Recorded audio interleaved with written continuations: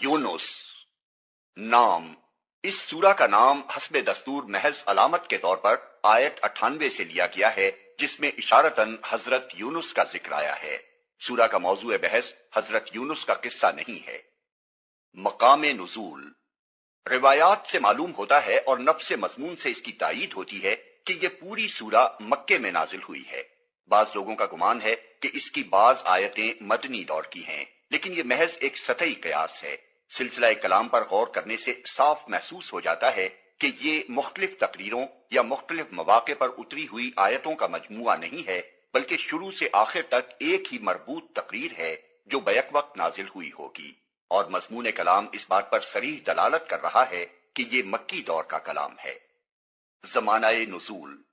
زمانہ نزول کے متعلق کوئی روایت ہمیں نہیں ملی، لیکن مضمون سے ایسا ہی ظاہر ہوتا ہے کہ یہ سورت زمانہ قیام مکہ کے آخری دور میں نازل ہوئی ہوگی، کیونکہ اس کے انداز کلام سے صریح طور پر محسوس ہوتا ہے کہ مخالفین دعوت کی طرف سے مزاحمت پوری شدت اختیار کر چکی ہے۔ وہ نبی اور پیروان نبی کو اپنے درمیان برداشت کرنے کے لیے تیار نہیں ہیں۔ ان سے اب یہ امید باقی نہیں رہی ہے کہ تفہیم و تلقین سے راہ راست پر آ جائیں گے، اور اب انہیں اس انجام سے خبردار کرنے کا موقع آ گیا ہے جو نبی کو آخری اور قطعی طور پر رد کر دینے کی صورت میں انہیں لازماً دیکھنا ہوگا۔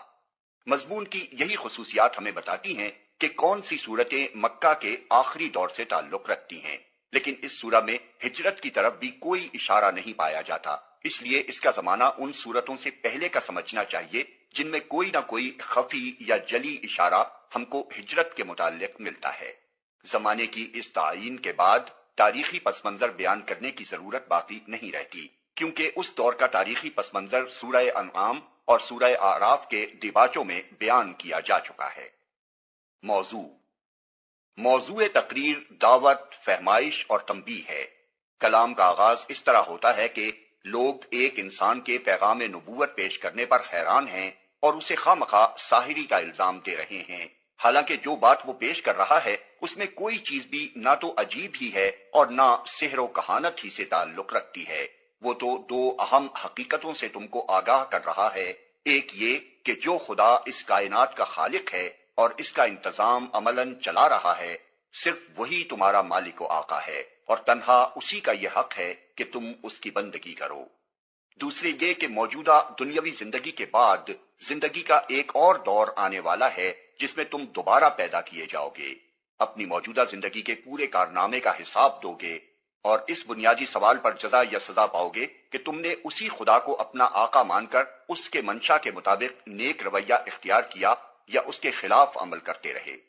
یہ دونوں حقیقتیں جو وہ تمہارے سامنے پیش کر رہا ہے بجائے خود امر واقعی ہیں، خواہ تم مانو یا نہ مانو۔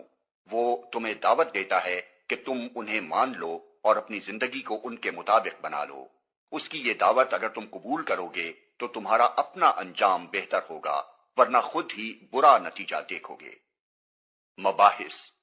اس تمہید کے بعد حسب ذیل مباحث ایک خاص ترتیب کے ساتھ سامنے آتے ہیں۔ ایک، وہ دلائل جو توحید ربوبیت اور حیات اخروی کے باب میں ایسے لوگوں کو عقل و ضمیر کا اطمینان بخش سکتے ہیں جو جاہلانہ تعصب میں مبتلا نہ ہوں، اور جنہیں بحث کی ہار جیت کے بجائے اصل فکر اس بات کی ہو کہ خود غلط بینی اور اس کے برے نتائج سے بچیں۔ دو، ان غلط فہمیوں کا ازالہ اور ان غفلتوں پر تنبیہ جو لوگوں کو توحید اور آخرت کا عقیدہ تسلیم کرنے میں مانع ہو رہی تھی اور ہمیشہ ہوا کرتی ہیں۔ تین، ان شبہات اور اعتراضات کا جواب جو محمد صلی اللہ علیہ وسلم کی رسالت اور آپ کے لائے ہوئے پیغام کے بارے میں پیش کیے جاتے تھے۔ چار، دوسری زندگی میں جو کچھ پیش آنے والا ہے اس کی پیشگی خبر، تاکہ انسان اس سے ہوشیار ہو کر اپنے آج کے طرز عمل کو درست کر لے اور بعد میں پچھتانے کی نوبت نہ آئے۔ پانچ، اس امر پر تنبیہ کہ دنیا کی موجودہ زندگی دراصل امتحان کی زندگی ہے، اور اس امتحان کے لیے تمہارے پاس بس اتنی ہی مہلت ہے جب تک تم اس دنیا میں سانس لے رہے ہو۔ اس وقت کو اگر تم نے ضائع کر دیا اور نبی کی ہدایت قبول کر کے امتحان کی کامیابی کا سامان نہ کیا تو پھر کوئی دوسرا موقع تمہیں ملنا نہیں ہے۔ اس نبی کا آنا اور اس قرآن کے ذریعے تم کو علم حقیقت کا بہم پہنچایا جانا وہ بہترین اور ایک ہی موقع ہے جو تمہیں مل رہا ہے۔ اس سے فائدہ نہ اٹھاؤ گے تو بعد کی ابدی زندگی میں ہمیشہ ہمیشہ پچھتاؤ گے۔ 6۔ ان کھلی کھلی جہالتوں اور ضلالتوں پر اشارہ جو لوگوں کی زندگی میں صرف اس وجہ سے پائی جا رہی تھی کہ وہ خدائی ہدایت کے بغیر جی رہے تھے۔ اس سلسلے میں نوح علیہ السلام کا قصہ مختصراً اور موسیٰ علیہ السلام کا قصہ ذرا تفصیل کے ساتھ بیان کیا گیا ہے، جس سے 4 باتیں ذہن نشین کرنی مطلوب ہیں۔ اول یہ کہ محمد صلی اللہ علیہ وسلم کے ساتھ جو معاملہ تم لوگ کر رہے ہو وہ اس سے ملتا جلتا ہے جو نوح اور موسیٰ علیہ السلام کے ساتھ تمہارے پیش رو کر چکے ہیں، اور یقین رکھو کہ اس طرز عمل کا جو انجام وہ دیکھ چکے ہیں وہی تمہیں بھی دیکھنا پڑے گا۔ دوم یہ کہ محمد صلی اللہ علیہ وسلم اور ان کے ساتھیوں کو آج جس بے بسی و کمزوری کے حال میں تم دیکھ رہے ہو اس سے کہیں یہ نہ سمجھ لینا کہ صورتحال ہمیشہ یہی رہے گی۔ تمہیں خبر نہیں ہے کہ ان لوگوں کی پشت پر وہی خدا ہے جو موسیٰ و ہارون کی پشت پر تھا، اور وہ ایسے طریقے سے حالات کی بساط الٹ دیتا ہے جس تک کسی کی نگاہ نہیں پہنچ سکتی۔ سوم یہ کہ سنبھلنے کے لیے جو مہلت خدا تمہیں دے رہا ہے اسے اگر تم نے ضائع کر دیا اور پھر فرعون کی طرح خدا کی پکڑ میں آ جانے کے بعد عین آخری لمحے پر توبہ کی تو معاف نہیں کیے جاؤ گے۔ چہارم یہ کہ جو لوگ محمد صلی اللہ علیہ وسلم پر ایمان لائے تھے وہ مخالف ماحول کی انتہائی شدت اور اس کے مقابلے میں اپنی بے چارگی دیکھ کر مایوس نہ ہوں، اور انہیں معلوم ہو کہ ان حالات میں ان کو کس طرح کام کرنا چاہیے۔